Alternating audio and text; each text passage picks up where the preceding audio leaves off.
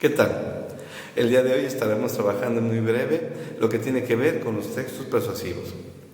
Como ya lo estuvimos viendo en clase, los textos persuasivos son aquellos textos que lo que buscan es el cambio de actitud en el receptor, que el receptor piense, actúe y haga las cosas como yo se lo estoy proponiendo, no como él piensa.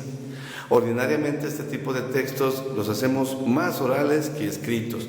Piensen, por ejemplo, aquella vez que querían pedir permiso a su papá, a su mamá, para ir a alguna fiesta, ir a alguna reunión, y su papá decía que no.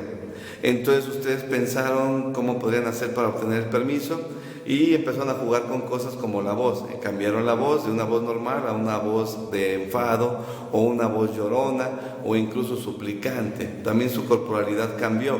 De ser una corporalidad pasiva empezaron a actuar, a gesticular, a mover los brazos hasta que lograron que su papá o su mamá dijera que sí, que estaba bien y los dejaba ir. Es decir, pues, los textos persuasivos son textos de la vida cotidiana. Todo el tiempo estamos buscando un cambio de actitud en el receptor, pero que éste piense como yo se lo estoy proponiendo. Que los argumentos que yo presento sean mejores y más válidos que los argumentos que tenía la otra persona sobre el tema en particular que estamos hablando, discutiendo. De allí que es un texto de lo más comunes en la vida cotidiana, porque cotidianamente los usamos para todo. Particularmente hay una función de la lengua que domina aquí, es la función apelativa, que como hemos dicho ya, la función apelativa es aquella que utiliza todos los elementos para lograr el cambio de actitud en el receptor.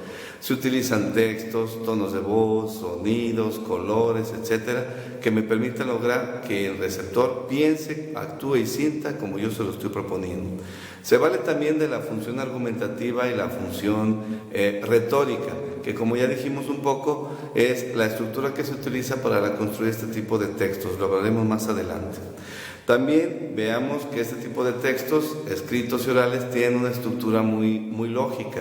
La estructura externa en el tipo de textos persuasivos casi siempre van unidos a una presentación. Utilizan también una organización particular, sea que esté suplicando, ordenando, tratando de convencer al otro. Sigues una lógica argumentativa, es decir, todo lo que dices está planeado para que se logre lo que quieres lograr, que es que cambie de actitud en receptor.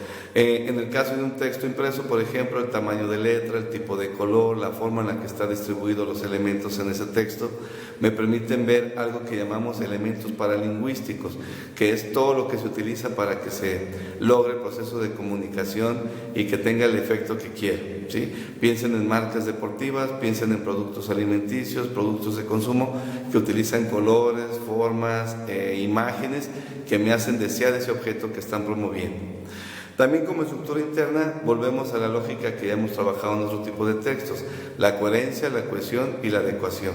Este tipo de textos están pensados para que quien los reciba los lea y los interprete de acuerdo a su edad, su estado civil, la situación sociocultural en que se mueve, etcétera, por mencionar algunos. Son textos que están muy cuidados en todos los sentidos. Como lo que está en juego es que cambie de actitud o que mis argumentos sean sólidos, pues claro está que hago mucho énfasis en eso, la coherencia, la cohesión y la adecuación. También se vale de las figuras retóricas. Recuerden que las figuras retóricas son estructuras lingüísticas que me permiten embellecer el lenguaje, darle un sentido, darle una significación. No tienen que ser objetivas, a veces son muy subjetivas, que es lo que hace las funciones, las figuras retóricas en la lengua, que trabajaremos en otro video. También vimos muy rápido que este tipo de textos utilizan, los textos que ordinariamente trabajan la persuasión o los textos persuasivos, particularmente son tres, los que vimos en clase: el artículo de opinión, la caricatura política y los anuncios publicitarios. También estaremos trabajando más adelante el discurso. El discurso ordinariamente es un texto persuasivo, muy argumentativo, que aunque no lo estamos trabajando en el bloque en clase, lo voy a trabajar aparte. Para cada uno de estos textos haremos un video en particular, dado que la información que tienen es muy particular, y estaremos trabajando con ella, como habíamos dicho, más ampliamente.